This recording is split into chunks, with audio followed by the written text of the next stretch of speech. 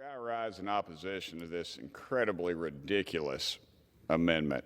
There's a reason this is the last amendment. I feel like the opposing party is probably a little embarrassed that it's even being brought up, the fact that we're doing it so late. But it would repeal a provision the Democrats approved last year that simply requires the State Department to notify Congress before it spends thousands of dollars on art for United States embassies. Most of this art will never be seen except by the employees of the embassies.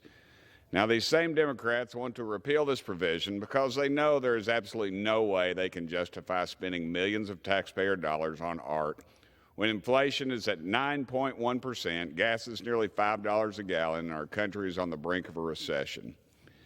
This isn't a new thing, though, Mr. Speaker. A few years ago, I found out the State Department spent $84,375 taxpayer dollars on a piece of artwork designed by Bob Dylan. That might have been a bargain if it was Hunter Biden's artwork, but it was Bob Dylan's. During a government shutdown, while thousands of federal employees were struggling to make ends meet, I thought that was sickening.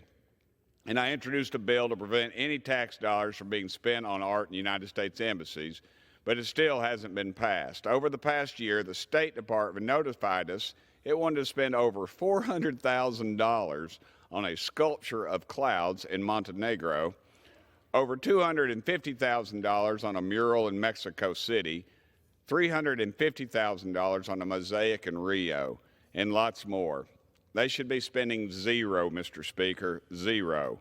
And by the way, these purchasing decisions are made by an office that employs 15 people, and many of their salaries are over $100,000 a year, and that's a lot more than the average East Tennessean salary, the people that I represent. So the bill that my friend is presenting is sunsetting, is providing oversight in the spending of money, and you're denying Congress that oversight that we should have. We should have the purse strings, Mr. Speaker.